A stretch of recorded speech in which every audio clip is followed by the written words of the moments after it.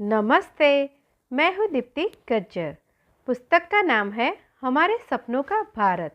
लेखक है यतीन्द्रनाथ गौंड शुभांश। भूमिका। प्रिय बच्चों, 30-35 साल पहले तक पर्यावरण और प्रदूषण जैसे शब्द शायद विज्ञान के कोश में भी नहीं थे। समाज और पाठ्यक्रम में आने की तो बात ही दूर थी। ऐसा नहीं है कि हमारे माहौल में गंदगी पहले थी ही नहीं, थी, किंतु वह समाज को ज़्यादा विचलित नहीं करती थी। इसका सबसे बड़ा कारण शायद जनसंख्या का सीमित होना था। अतः गांव, कस्बों, शहरों और महानगरों तक में भी खुला वातावरण था। भीड़ भड़का इतना नहीं था, वाहन इतने नहीं थे, कल कारखाने और फैक्ट्रियां भी इतने नहीं थे। इस सब की वजह से खुला वातावरण था। अतः जो थोड़ी बहुत गंदगी पर्यावरण में होती थी वह खुले वातावरण में खो भी जाती थी और लोगों का ध्यान उसकी ओर नहीं जाता था, और यदि जाता भी था तो उसे दूर भी आसानी से कर दिया जाता था, क्योंकि तब प्रदूषण इतना असाध्य रोग नहीं था।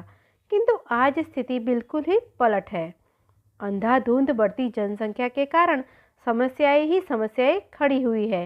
रहने की समस्या, रोजगार की समस्या, खुले वातावरण का अभाव, प्रकृति का असंतुलन, वाहनों, कल कारखानों और फैक्ट्रियों की भरमार से फैलती दूषित वायु, जल और ध्वनि प्रदूषण, जीवन जीने की नित्य गिरते मूल्य आदि आदमी को, समाज को, देश को और पूरे विश्व को कुछ खोजबीन करने पर बाध्य कर रहे हैं।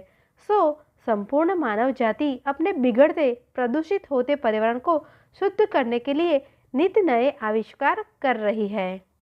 बस इसी प्रकार मैंने भी इस छोटी सी पुस्तक में पर्यावरण में व्याप्त प्रदूषण को दूर करने के कुछ प्रयास किए हैं अथवा सुझाए हैं।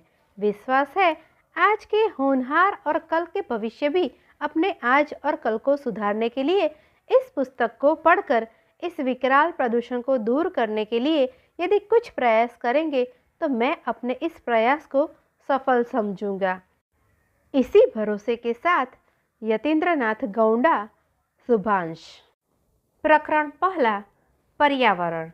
आज जब हम अपने आसपास के समूचे पर्यावरण की बातें करते हैं तब अपने आप ही प्रदूषण मुंह फैलाकर ऐसे ही खड़ा हो जाता है जैसे त्रेता युग में हनुमान जी के लंका में प्रवेश करते समय मुख्य द्वार पर अड़ी खड़ी सुरसा नामक राक्षसी ने 32 योजन का मुंह फैलाकर हनुमान जी को खा जाना चाहा था।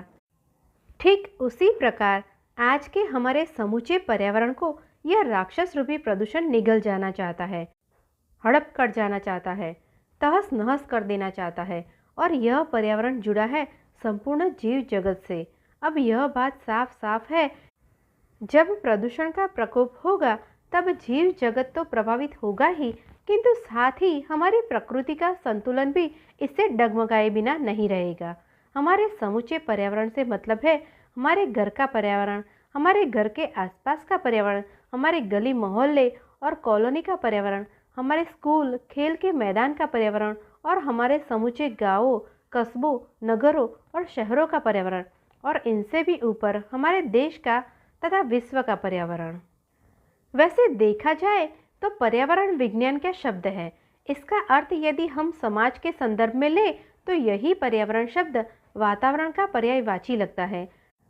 जब विज्ञान की बात आ ही गई है तो यह भी जान ले कि आधुनिक भारत के निर्माता पंडित जवाहरलाल नेहरू ने विज्ञान के विषय में एक बात कही थी।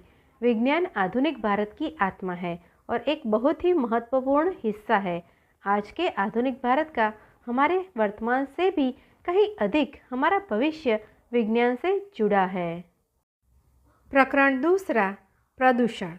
अभी तक जिस प्रकार से हमने पर्यावरण शब्द के अर्थ को आम भाषा में जाना कि पर्यावरण से तात्पर्य हमारे आसपास के वातावरण से है, हमारे आसपास के पेड़ पौधों से है, जीव जंतुओं से भी है और हमारे आसपास के रहन सहन, आचार विचार और व्यवहार से भी है और हमारे समूचे माहौल से भी है, यहाँ तक कि जलवायु और तापमान तक से भी हमारा पर्यावरण या वातावरण प्रभावित होता है। और उस प्रभावित हुए पर्यावरण या वातावरण से हमारा अपना संपूर्ण जीवन ही नहीं अपितु समूचा जीव जगत, वनस्पति आदि सभी प्रभावित होते हैं। अब हम इसी प्रकार प्रदूषण शब्द को भी आम भाषा में जान ले और तभी आगे बढ़े तो ही अधिक अच्छा रहेगा।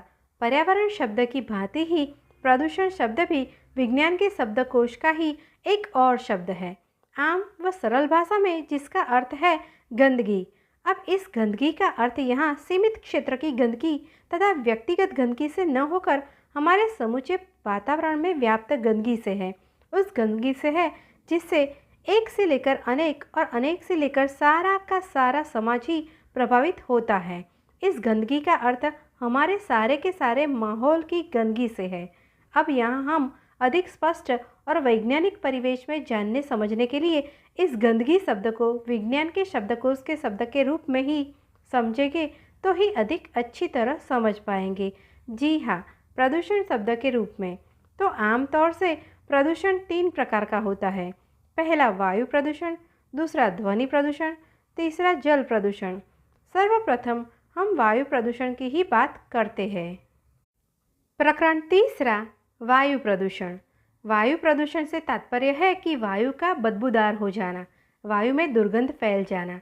ऐसी दुर्गंध जिसे हम अपने श्वास द्वारा अपने नाक और मुंह के जरिए अंदर भी नहीं खींच सकते हैं, क्योंकि ऐसी वायु में बदबू होती है। और यदि हम प्राकृतिक श्वास क्रिया नहीं करेंगे तो अधिक समय तक जीवित भी नहीं रह पाएंगे। ऐसी स्थिति में यदि हम अपने आसपास या रहन सहन के पर्यावरण में व्याप्त गंदी वायु को अपने अंदर खींचते हैं तो निश्चित रूप में हमें हमारे बीमार होने का खतरा पैदा हो जाता है। इस दुर्गंध का प्रभाव हमारे जीव जंतुओं पर भी हमारे ही समान पड़ता है और हमारे पेड़ पौधों को भी इससे खतरा पैदा होने की संभावना बन जाती है। यदि हम और हमारे पालतू तथा हमारे आसपास के जीव जंतु इस दुर्गंधमयी हवा का सेवन नहीं करते तो भी फिर जान के लाले पड़ जाते हैं। हम अपने पर्यावरण में से श्वास न ले यह भी अधिक समय तक संभव नहीं है। अतः श्वास क्रिया तो करनी ही पड़ती है। यह तो स्वयं ही होती रहती है क्योंकि यह एक प्राकृतिक प्रक्रिया जो है। तो ऐसे में अपने पर्यावरण में फैली इस दुर्गंध का कारण जब हम पता लगाते हैं तो मालूम होता है कि हमारे आसपास या कुछ दूर गंदगी पड़ी होने के कारण ही या फिर कल कारखानों या फैक्ट्रियों के धुएं या दूषित गैस से हमारे आसपास की वायु प्रदूषित होती है। और जब वह गंदगी हटा दी जाती है या कल कारखानों फैक्ट्रियों का धुआं या उनसे निकलने वाली गैस निकलनी बंद हो जाती है तब हमारे आसपास की वायु शुद्ध हो जाती है और हमें शुद्ध वायु मिलने लगती है जो कि हमारे स्वास्थ्य को स्वस्थ रखती है। हमारे फेफड़े भी शुद्ध वायु से स्वस्थ रहते हैं और अपना कार्य सुचारू रूप से कर पाते हैं। अतः हमारे स्वास्थ्य के लिए शुद्ध वायु का मिलना अत्यंत अनिवार्य है। जैसा कि हम सब जानते हैं कि पेड़ पौधे प्रातः के समय ऑक्सीजन छोड़ते हैं और संध्या के समय यही पेड़ पौधे कार्बन डाइऑक्साइड अपने अंदर से बाहर फेंकते हैं। इसीलिए प्रातः के समय खुले वातावरण में सैर करना, बाग बगीचों में पेड़ों के नीचे टहलना, श्वास क्रिया करना स्वास्थ्य के लिए बहुत ही लाभकारी सिद्ध होता है। देखने में आता है कि शहर के भीड़ भरे वातावरण में दम घोटू कमरों में रहने वालों की अपेक्षा गांव में रहने वालों का तथा खुले में प्राकृतिक रूप से प्राकृतिक वातावरण में रहने वालों का स्वास्थ्य अच्छा पाया जाता है। मनुष्य भी प्रकृति का ही एक प्रमुख अंग है। इसी से प्राकृतिक रूप से जीवन जीने में यह वास्तविक सुख का अनुभव करता है। शहरों में कल कारखानों और फैक्ट्रियों के दूषित धुएं के कारण वायुमंडल दूषित हो जाता है, जिससे वहां के निवासियों का स्वास्थ्य देर सवेर प्रभावित अवश्य होता है। शहरों में वाहनों के धुएं से भी स्वास्थ्य पर बुरा असर पड़ता है। धूम्रपान भी स्वास्थ्य के लिए इसी कारण हानिकारक सिद्ध होता है। वायु प्रदूषण से बचने के लिए गांवों में सफाई का विशेष ध्यान रखा जाना चाहिए। शहरों में कल कारखानों और फैक्ट्रियों को आबादी से दूर स्थापित किया जाना चाहिए। धुआं छोड़ने वाले वाहनों पर प्रतिबंध लगाना चाहिए। धूम्रपान को भी रोकना चाहिए, क्योंकि इस महंगाई के ज़माने में यह फिजूल का खर्चा तो है ही, साथ ही वायु प्रदूषण को भी बढ़ावा देता है। यह लत पीने वालों के अतिरिक्त उनके साथ रहने वालों के लिए भी हानिकारक है। इस प्रकार वायु प्रदूषण से बचा जा सकता है। ध्वनि प्रदूषण। ध्वनि भी हमारे पर्यावरण में पूरी तरह से फैला हुआ है। अनावश्यक ध्वनि कानफोड़ ध्वनि हमारे कानों के पर्दे के लिए तो हानिकारक है ही, साथ ही हमारे स्वास्थ्य पर भी इसका प्रतिकूल प्रभाव पड़ता है। यह ध्वनि प्रदूषण गांवों की अपेक्षा शहरों कस्बों में अधिक ही फैला हुआ है। वाहनों की ध्वनि, लाउड स्पीकरों की कान फोड़ ध्वनि, रेडियो, वीडियो, टेलीविज़न की ध्वनि, शहरों में शोर शराबे की ध्वनि, ये सब ध्वनियाँ हमारे स्वास्थ्य के लिए अत्यंत हानिकारक है। किंतु यह सब जानते बूझते भी हम इनके इतने आदी हो गए हैं कि ये सब ध्वनियाँ हमारे माहौल में, हमारे आज के जीवन में इतनी रच बस गई है कि इन सब का अब हमारे शहरी जीवन पर प्रत्यक्ष प्रभाव तो नहीं पड़ता, किंतु अप्रत्यक्ष रूप से हमारा जीवन और हमारा स्वास्थ्य अवश्य ही प्रभावित होता है। ध्वनि प्रदूषण से बचने के लिए वाहनों में साइलेंसर का प्रयोग सख्ती के साथ अनिवार्य कर देना चाहिए। लाउड स्पीकरों की ध्वनि धीमी रखने के कड़े आदेश देने चाहिए। घरों में रेडियो, वीडियो और दूरदर्शन की आवाज़ उतनी ही खोलनी चाहिए जितनी आवश्यक हो। अधिक आवाज़ पड़ोसियों, विद्यार्थियों, वृद्धों और नवजात बच्चों के लिए हानिकारक है। कल कारखानों और फैक्ट्रियों की आवाज़ पर भी अंकुश लगाना चाहिए। यदि इनके मालिक आदेशों का पालन नहीं करते तो ऐसे मालिकों की मशीनों और व्यवसाय को बस्ती से दूर स्थापित करने की समुचित कड़े आदेश दिए जाने चाहिए। देखने में आया है कि ध्वनि प्रदूषण को रोकने के लिए भी नियम बनाए हुए हैं, लेकिन उनको सख्ती से लागू नहीं किया जाता है। परिणाम स्वरूप उनका सख्ती से पालन भी नहीं हो पाता है। इससे बेचारी आम जनता प्रभावित होती है। उसके स्वास्थ्य पर ध्वनि प्रदूषण का कुप्रभाव पड़ता है। प्रकरण 5, जल प्रदूषण। जल प्रदूषण का भी जीवन और स्वास्थ्य पर कुप्रभाव पड़ता है। गांव में पीने के जल की सफाई के लिए कुओं में, तालाबों में कीटाणुनाशक दवा तथा साफ करने वाली औषधि डालनी चाहिए। कुओं और नलों के आसपास गंदे जल को जमा नहीं होने देना चाहिए। गंदे जल और कीचड़ में मच्छर पैदा होने का भय बना रहता है। मच्छरों से मलेरिया तथा अन्य दूसरी प्राणलेवा बीमारियों के फैलने का अंदेशा बना रहता है। शहरों में भी पेयजल की टंकियों की सफाई आए दिन करते रहना चाहिए। पीने के जल का निरीक्षण भी रोज रोज करते रहना अत्यंत अनिवार्य है। नदियों, नहरों की सफाई भी समय समय पर करते रहने के अभियान चलाते रहने चाहिए। इससे नदियों, नहरों का जल साफ रहेगा। यदि ऐसा होगा तो इसमें स्नान आदि करने वालों के स्वास्थ्य पर प्रतिकूल प्रभाव नहीं पड़ेगा। यह जल पेयजल के रूप में भी प्रयोग में सरलता से लाया जा सकेगा।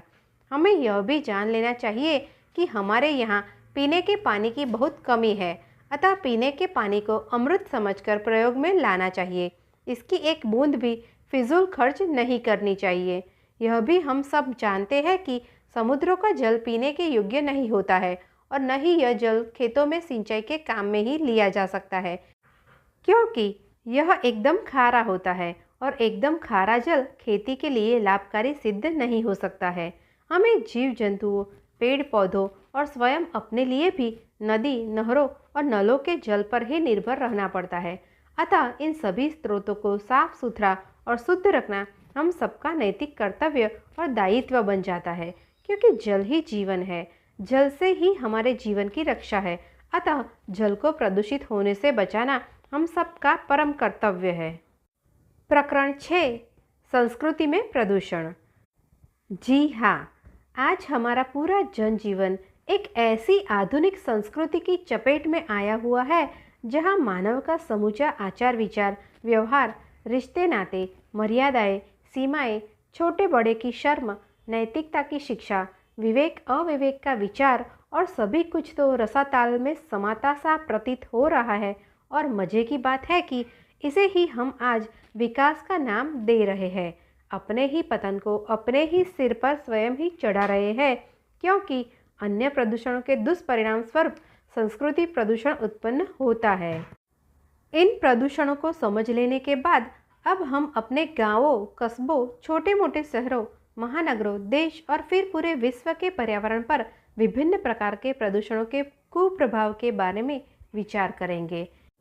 इन सब में हम देखेंगे कि इन प्रदूषण के अतिरिक्त एक और प्रदूषण हमारे समूचे पर्यावरण को, हमारे जीवन को विनाश की ओर धीरे धीरे धकेले जा रहा है, और वह है संस्कृति में प्रदूषण।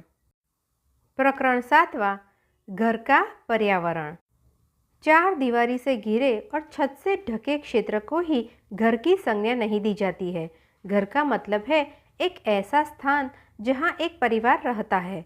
अब प्रश्न यह उठता है कि वह परिवार एक आदर्श परिवार है या पुराने घिसे पिटे दकियानूसी विचारों से रचा बसा परिवार है जो केवल लकीर का फकीर ही बनकर अपना जीवन ढोना चाहता है, अथवा वह ऐसा परिवार है जो अपना भला बुरा सोचता है, अपने भविष्य को दृष्टि में रखकर जीवन जीता है।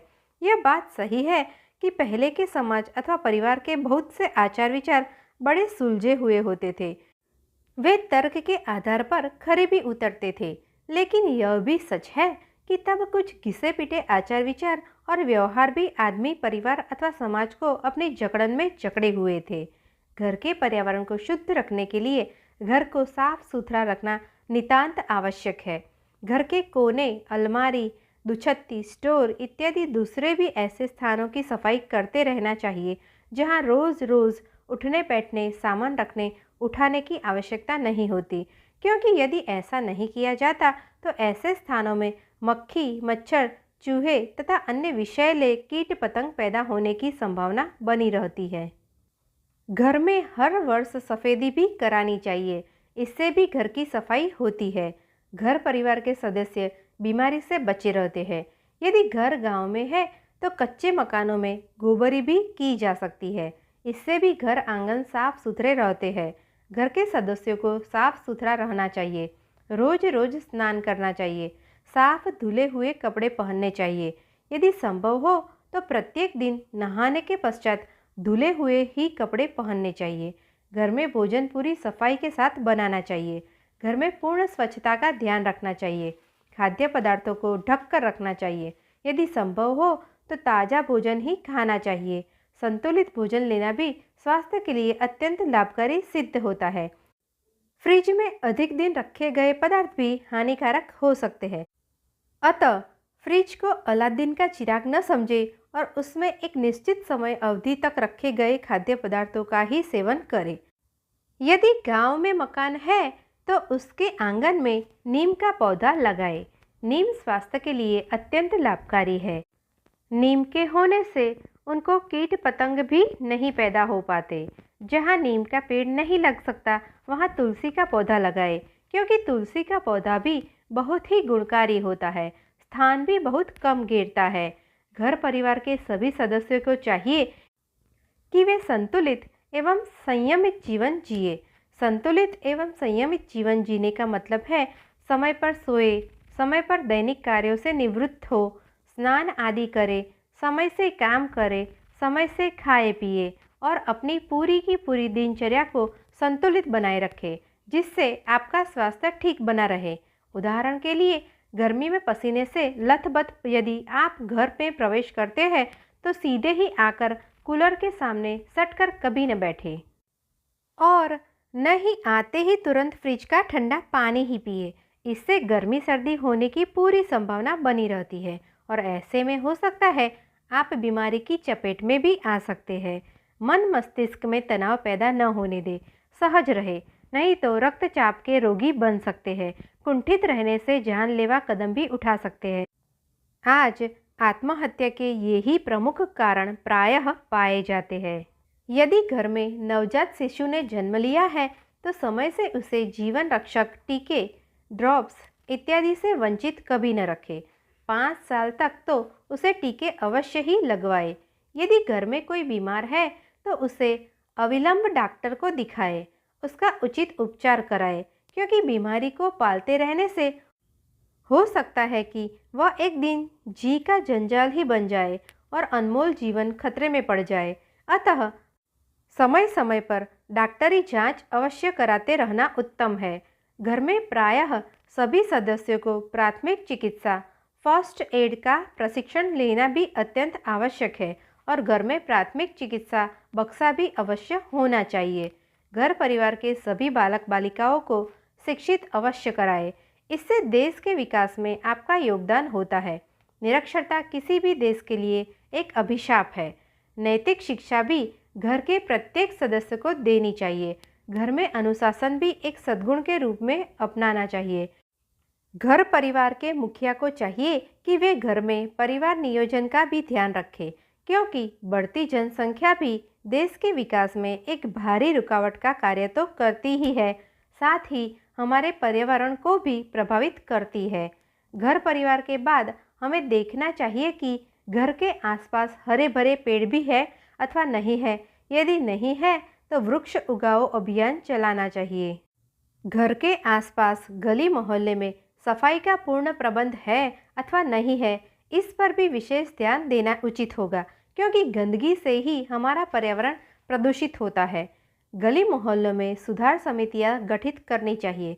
उसमें विद्यार्थियों, नवयुवकों और बड़े बूढ़ों की शक्ति एवं समय का भरपूर प्रयोग करना चाहिए। हर घर के अंदर अथवा बाहर कूड़ेदान का प्रबंध होना चाहिए। उनमें से कूड़ा उठाने की भी उचित आदेश होने चाहिए। कई दिनों तक कूड़ेदानों में पड़े कूड़े से गलियों में नालियों की सफाई न होने से मक्खी मच्छर पैदा होने का खतरा बना रहता है, जो कि स्वास्थ्य के लिए अत्यंत हानिकारक होता है।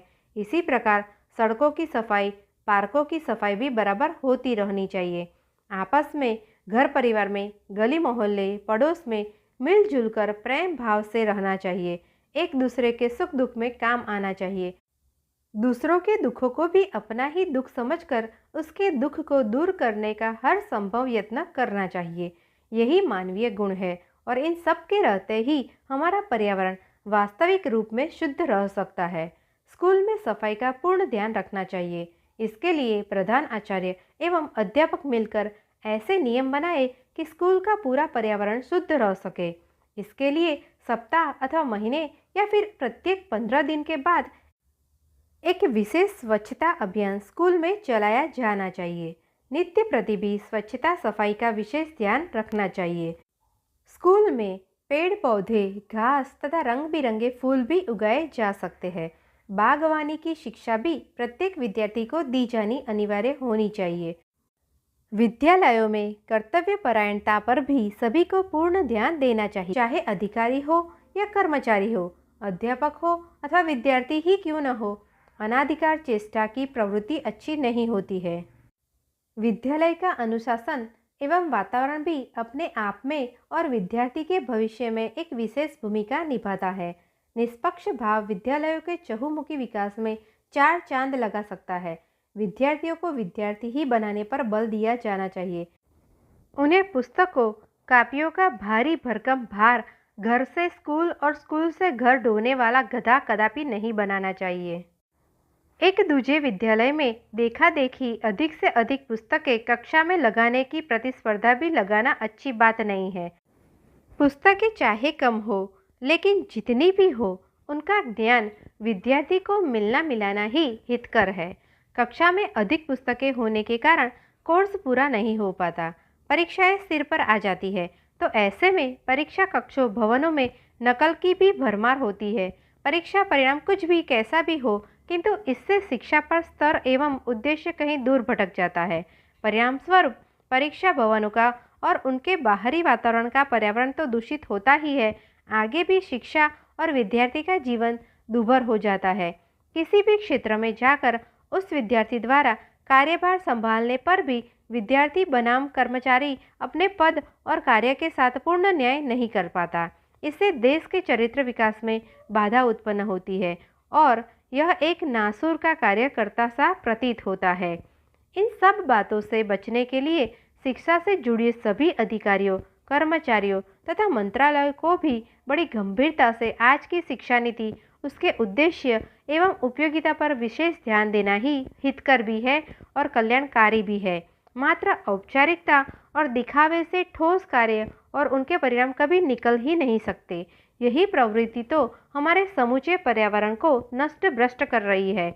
यदि ऐसा सुधार होगा तभी हमारा पर्यावरण शुद्ध बन सकेगा, हम वास्तविक सच्ची जिंदगी जी सकेंगे। विद्यालयों में खेल के मैदान होने चाहिए, उनकी देखरेख होनी चाहिए। विद्यालयों की ओर से खेलों को विशेष प्रोत्साहन मिलना चाहिए, क्योंकि खेल भी जीवन का अत्यंत आवश्यक अंग है। खेलों से स्वास्थ्य ठीक रहता है और विद्यार्थी का स्कूल में सामाजिक बौद्धिक विकास होने के साथ साथ शारीरिक विकास भी होता है। खेल मैदानों के चारों ओर छायादार पेड़ लगाने चाहिए। विभिन्न खेलों के संतुलित उपकरण भी होने चाहिए। प्रत्येक विद्यालय में नैतिक शिक्षा पर भी विशेष बल दिया जाना आज की अत्यंत आवश्यकता है, क्योंकि इससे विद्यार्थियों में सात्विक गुणों का संचार होता है। परिणाम स्वरूप वे अपनी शक्ति, समय और जीवन का सदुपयोग कर समाज के समूचे पर्यावरण को शुद्ध स्वस्थ रखने में अपनी खास भूमिका निभा सकते हैं। कुछ वर्षों से यह भी देखने में आया है कि कुछ बाहरी देश हमारे देश की बढ़ती उन्नति एवं विकास से ईर्ष्या करने लगे हैं। इसी बात को ध्यान में रखते हुए उन्होंने किसी न किसी प्रकार से हमारे देश में कुछ प्राणलेवा नशीले पदार्थ चोरी छिपे भेजने शुरू कर दिए हैं। हमारे कुछ प्रवासी भारतीय भी किसी न किसी लालच में पड़कर यहाँ की युवा शक्ति को इन नशीले पदार्थों का सेवन बहला फुसला कर करा कर पथभ्रष्ट करने पर तुले हैं। इसका परिणाम यह है कि यहाँ के कुछ युवा नशे की लत में पड़कर अपना वर्तमान और भविष्य अंधकारमय कर रहे हैं।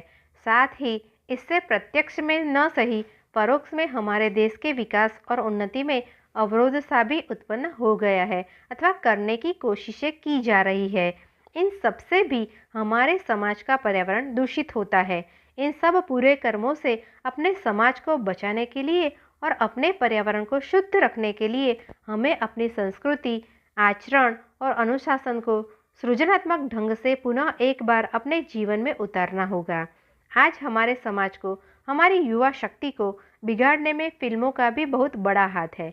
फिल्मों में जो फुहड़ता, नग्नता, अश्लीलता, भौंडापन और हिंसा का चरम सीमा पर खुल्लम खुल्ला दिखावा किया जा रहा है, वह हमारे लिए, हमारे समाज के लिए बहुत ही घातक है। इसी का सीधा परिणाम है कि आज हमारे देश में यत्र तत्र सर्वत्र बदले की भावना, हिंसा, व्यभिचार और भ्रष्टाचार तथा स्वार्थ सिद्धि का बोलबाला है। आतंकवाद देश के अनेकों कोनों में उभर रहा है। जनसाधारण को अपनी सुरक्षा, अपना जीवन, अपनी इज्जत साफ साफ खतरे में दिखाई दे रही है। इन सब से बचने के लिए हमें नैतिकता पर विशेष बल देना होगा, मर्यादाओं को मानना होगा, एक दूसरे का लिहाज करना होगा। तभी शायद हम और हमारा समाज इन सब उत्पन्न विपत्तियों से स्वयं को और समाज को भी उबारने में सफल हो सकेंगे और अपना पर्यावरण शुद्ध रख सकेंगे। प्रकरण 8वां, गांव का पर्यावरण। पंडित जवाहरलाल नेहरू का मानना था कि भारत ही गांवों में बसा हुआ है। भारत की बहुसंख्यक जनता गांवों में ही बसी हुई है।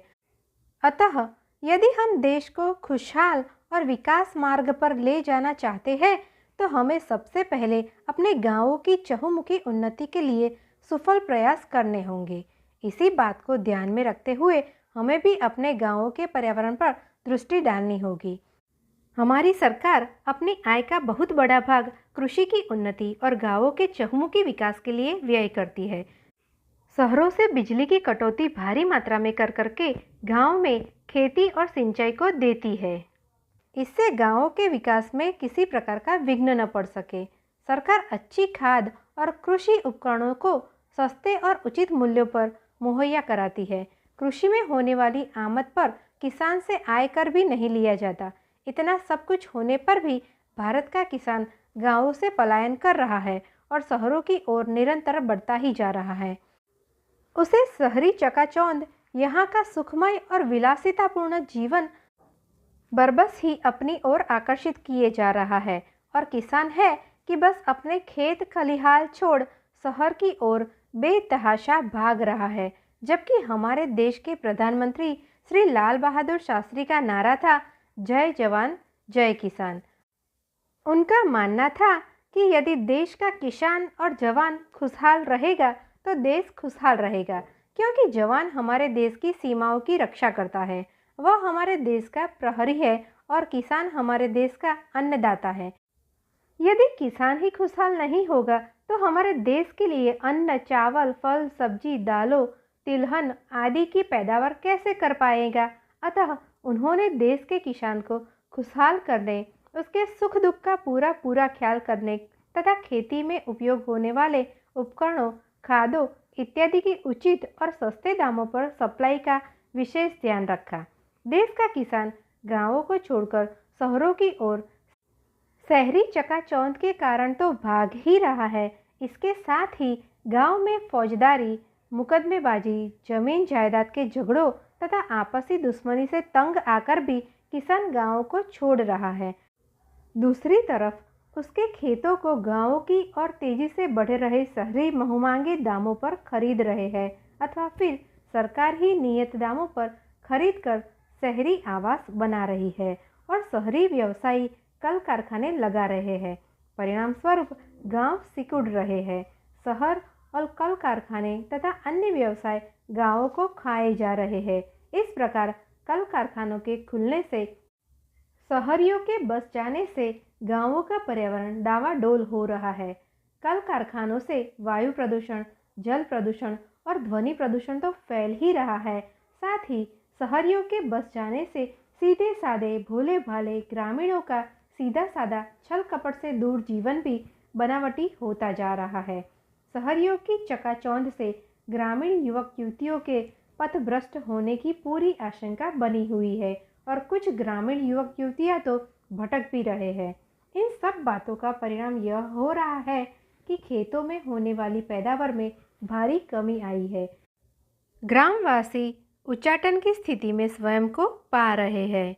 यहाँ यह बात भी दिगर है कि कल कारखाने और फैक्ट्रियाँ खुलने से ग्रामीणों को रोजगार मिलने की संभावनाएं होती है, किंतु यदि कुछ लोगों को रोजगार मिल भी जाता है तो अनेकों को अपनी जमीन जायदाद से हाथ भी धोना पड़ता है। परिवार के एक व्यक्ति को रोजगार मिल जाता है लेकिन बाकी तो बेकार हो जाते हैं। इस विकट परिस्थिति से निपटने के लिए सरकार को चाहिए कि वह गांव के रहन सहन पर विशेष ध्यान दे। मुकदमे, फौजदारी की वारदातों को आसान तरीके से रफा दफा करने के लिए विशेष प्रबंध करे। ग्रामीणों में भाईचारे की और प्रेम की भावना जागृत करे। उनके मन और जीवन से भय और आतंक दूर करके उनमें नवीन विश्वास जगाए। उनको इस प्रकार प्रेरित करे जिससे ग्रामीण शहरों की ओर पलायनवाद की प्रवृत्ति को छोड़ सरकार ने जो सुख सुविधाएं ग्रामीणों और गांवों के चहुमुखी विकास के लिए जुटाई है उनका वे भरपूर सदुपयोग कर सके और अपने जीवन को गांवों में ही सुखमय बना सके। ग्रामों के आसपास कल कारखाने न लगाए जाए, क्योंकि कल कारखानों के लगने से गांवों का पर्यावरण अशुद्ध होता है और गांवों में प्रदूषण फैलता है। गांवों का संतुलन भी बिगड़ता है। ग्रामों में पीने के पानी की व्यवस्था की जानी चाहिए। गांवों में जो कुएं हैं अथवा अन्य जल स्रोत है उनकी सफाई स्वच्छता का विशेष ध्यान रखा जाना चाहिए। गोबर गैस प्लांट लगाकर बिजली और ईंधन की बचत की जाए। शेष गोबर से अच्छी खाद तैयार करने के उचित प्रबंध किए जाए। इस प्रकार गोबर से गंदगी भी नहीं होगी और न पर्यावरण ही दूषित होगा। ग्रामीणों के लिए स्वस्थ मनोरंजन के साधन जुटाए जाए। उदाहरण के लिए पारंपरिक खेलकूद, नौटंकी, स्वच्छ स्वस्थ एवं प्रेरणादायक फिल्में आदि। ग्रामों में जन कल्याण के कार्यक्रम भी आयोजित किए जाने चाहिए। खेती में आधुनिक उपकरण, खाद और तकनीक उपयोग में लाने चाहिए। शिक्षा, प्रौढ़ शिक्षा, चिकित्सा और नैतिक शिक्षा एवं लघु उद्योगों पर भी बल देने से तथा सहकारी बैंक खोलने से भी ग्रामीण पर्यावरण शुद्ध हो सकेगा और गांवों का समुचित विकास भी हो सकेगा। इस प्रकार गांव तो खुशहाल होंगे ही, साथ ही हमारे शहर भी इन सब से प्रभावित होकर उन्नत होंगे तथा वहाँ की भी अनेकों समस्याएं और पर्यावरण के प्रदूषण भी स्वयं ही कुछ सीमा तक तो दूर हो ही जाएंगे। प्रकरण 9, कस्बों नगरों का पर्यावरण। शहर और गांव की जो मिलीजुली संस्कृति है वह कस्बों नगरों में बसती है। कस्बों नगरों का रहन सहन, खान पान, जीवन स्तर शहरों और गांवों का मिलाजुला सम्मिश्रण होता है।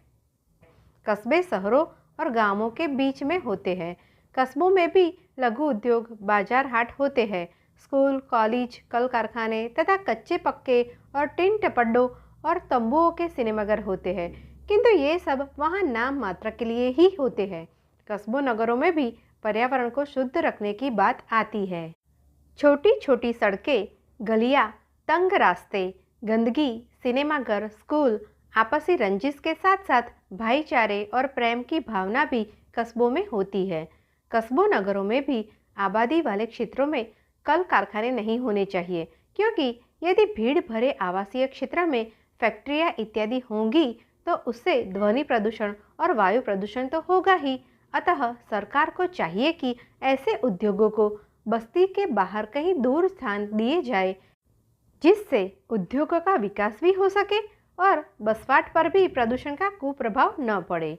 कस्बों नगरों में भी पीने के पानी की सुव्यवस्था होनी चाहिए।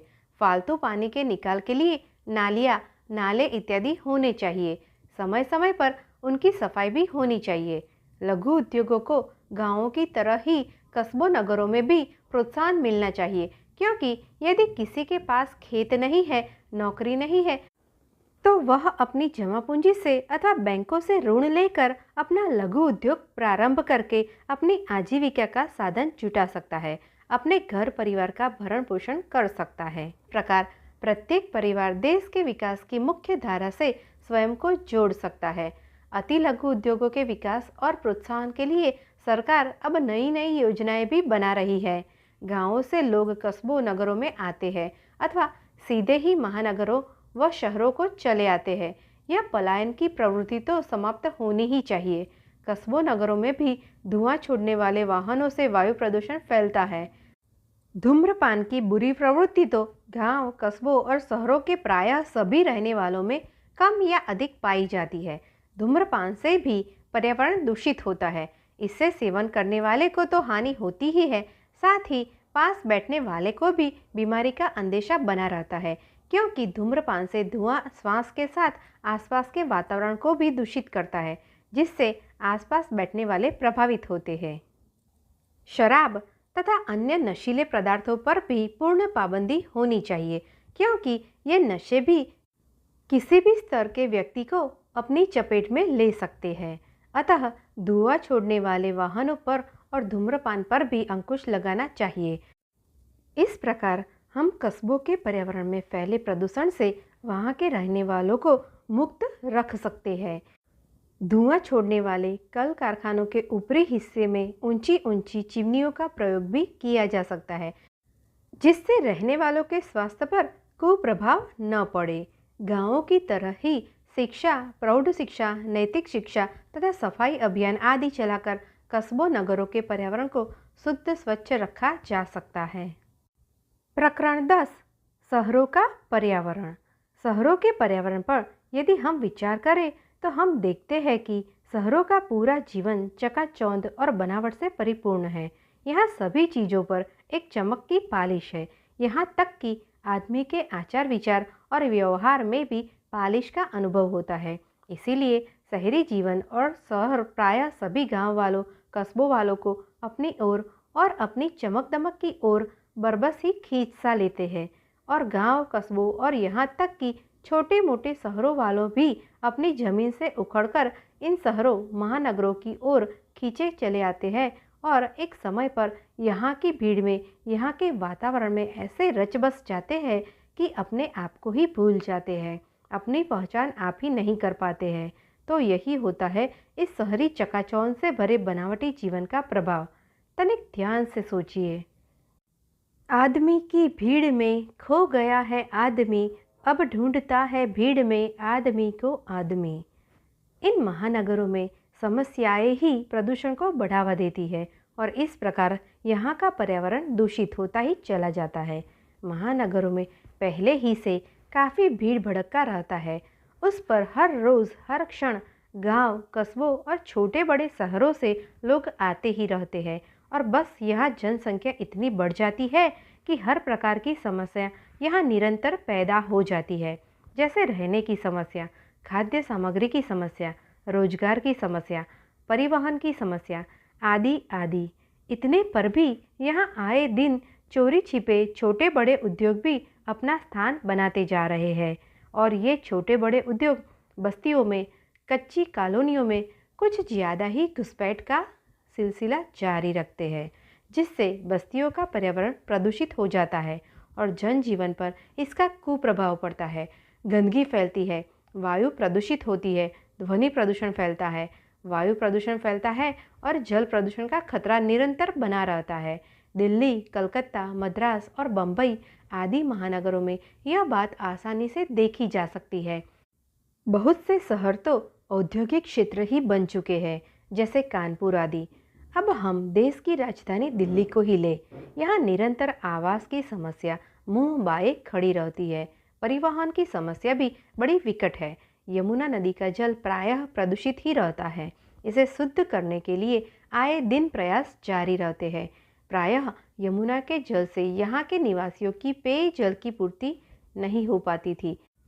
इसीलिए दिल्ली के आसपास के क्षेत्रों से नहरों, नदियों का जल शुद्ध कर करके यहाँ के पीने के जल की समस्या का समाधान करने के प्रयास किए जा रहे हैं। किंतु फिर भी पीने के जल की समस्या पूरी तरह से अब भी हल नहीं हुई है। दिल्ली विकास प्राधिकरण आए दिन आवास निर्माण करता है, रहने के लिए जमीन भी बेचता है, किंतु फिर भी रहने की समस्या अभी भी पूरी तरह नहीं सुलझ पाई है। यहाँ अभी अनेकों लोग रैन बसेरों के अतिरिक्त फुटपाथों और सड़कों पर सोते हुए देखे जा सकते हैं। यही नहीं, सभी महानगरों में भी झोपड़पट्टियों की अपनी ही दुनिया है, वहाँ की अपनी समस्याएं हैं। सरकार झुग्गी झोपड़ियों से लोगों को निकालकर अच्छे आवास में बसाती है और इनमें से बहुत से लोग कुछ मुनाफे से उन साफ सुथरे हवादार आवासों को बेचकर फिर कहीं खाली जगह पर झुग्गी झोपड़ियों की एक नई दुनिया आबाद कर लेते हैं। इस प्रकार फिर एक नई समस्या सरकार के लिए उत्पन्न कर दी जाती है। चकाचौंध के अतिरिक्त यहाँ आने का सबसे बड़ा कारण यह है कि यहाँ की बढ़ती जनसंख्या में हर धंधे के आदमी की खपत आसानी से हो जाती है। यहाँ तक कि रिक्शा चलाने वाला, मजदूर, मैकेनिक, मकान बनाने वाला, लकड़ी का काम करने वाला, जूते का काम जानने वाला और किसी भी प्रकार का व्यवसाय जानने वाला आदमी यहाँ अपनी रोजी रोटी का जुगाड़ आसानी से थोड़ी मेहनत करके कर ही लेता है।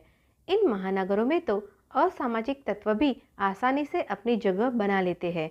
इसी से यहाँ बुरे से बुरा और अच्छे से अच्छा काम धंधा खूब पनपता है और इसी प्रकार यहाँ हर आदमी भी खूब फलता फूलता है। जबकि गांव, कस्बों और छोटे शहरों में इतना काम धंधा नहीं होता और यदि यदा कदा होता भी है तो आदमी को उसका इतना मुनाफा या मजदूरी नहीं मिल पाती जितनी कि शहरों में आसानी से मिल जाती है। यह बात दिल्ली तथा अन्य महानगरों में अनेकों रिक्शा चालकों तथा मजदूरों से बात करने पर ज्ञात हुई। इसके साथ ही इन मेहनतकश लोगों ने यह भी बतलाया कि अपने इलाके और अपने लोगों के बीच पुरखों की इज्जत का भी प्रश्न उठता है। इसीलिए अच्छा काम न मिलने की स्थिति में छोटा मोटा हल्का काम नहीं कर सकते। जबकि अनजान जगहों पर अनजान लोगों के बीच कैसा भी काम कर लो, कैसे भी रह लो, खा पी लो, कौन देखता है? हाँ, पैसा अच्छा बन जाता है। इसीलिए शहरों की ओर आते हैं।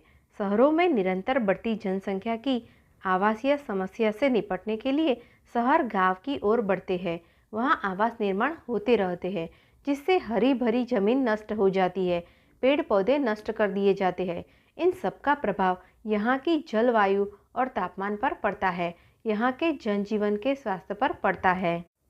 इसी बात को ध्यान में रखते हुए शहरों में पुनः वृक्षारोपण के कार्यक्रम प्रारंभ किए जा रहे हैं, जिससे यहाँ के लोगों को शुद्ध वायु और शुद्ध वातावरण मिल सके और उनका स्वास्थ्य ठीक रह सके। इसी को दृष्टि में रखते हुए सरकारी आवासों के बीच पार्कों और खुली जगह को विशेष महत्व दिया जाता है। दिल्ली में भी अन्य महानगरों की तरह कल कारखाने और फैक्ट्रियाँ धड़ल्ले से और चोरी छिपे तुम्हारी भी जय हमारी भी जय वाले सिद्धांत के आधार पर बस्तियों और रिहायशी कॉलोनियों में चलाए जा रहे हैं। ऐसे स्थानों पर व्यापारी लोग यहाँ कुछ अधिक दाम देकर खाली प्लॉट या मकान खरीद लेते हैं और फिर प्लाटों में या मकान तोड़कर छोटी मोटी या भारी भरकम फैक्ट्री लगा लेते हैं। चोरी छिपे मिलीभगत से पावर आदि भी मिल जाती है। इस प्रकार ले देकर ये फैक्ट्रियाँ चलती है लेकिन इनके चलने से पूरी की पूरी बस्ती का पर्यावरण प्रदूषित हो जाता है। लोग संबंधित विभागों की शिकायत करते भी हैं तो संबंधित विभागों के मुंह, आंख, कान पहले ही से बंद होने के कारण कोई प्रभावी कार्यवाही नहीं हो पाती है। उधर फैक्ट्री और कल कारखानों के मालिकों की धमकियां मिलनी शुरू हो जाती है। ऐसा होने पर लोग आपस में एक दूसरे का साथ सहयोग देना भी छोड़ देते हैं और बस फिर आदमी अकेला रह जाता है और अपने बच्चों का भविष्य दृष्टि में रखते हुए वह भी चुप हो जाता है। इसी प्रकार ये उद्योग पनपते रहते हैं, पर्यावरण को दूषित करते रहते हैं। शहर महानगर इन उद्योगों की चपेट में आते रहते हैं और एक दिन ऐसा आता है कि पूरा शहर ही औद्योगिक शहर के नाम से पुकारा जाने लगता है। निदान के तौर पर यदि सरकार चाहे तो इन उद्योगों को बस्ती और रिहायशी क्षेत्रों से दूर किसी समुचित स्थान पर स्थापित करा सकती है। इससे सरकार को उत्पादित वस्तुओं से उत्पादन कर भी आसानी से वसूल हो सकता है। जनजीवन व जान माल की रक्षा भी हो सकती है। उद्योग भी अपनी उन्नति और विकास आसानी से कर सकते हैं और सबसे बड़ी बात, शहर का पर्यावरण भी शुद्ध, स्वच्छ और स्वस्थ रह सकता है। यही एक सृजनात्मक रास्ता है। हमारी भी जय और तुम्हारी भी जय का निसंदेह यह रास्ता विध्वंसात्मक लेश मात्र भी नहीं है। इस प्रकार यदि हमारे गांवों, कस्बों, छोटे बड़े शहरों और महानगरों का पर्यावरण दूषित नहीं होगा तो देश का पर्यावरण भी दूषित नहीं होगा। यदि एक एक करके सभी विकासशील देशों का पर्यावरण जब शुद्ध हो जाएगा तो वह दिन दूर नहीं जब पूरे विश्व का पर्यावरण प्रदूषण मुक्त हो जाएगा और फिर पूरी धरती, पूरा संसार ही वसुधैव कुटुंबकम की परिभाषा में बंध कर एक सूत्र में रहकर सुखमय और मंगलमय हो जाएगा।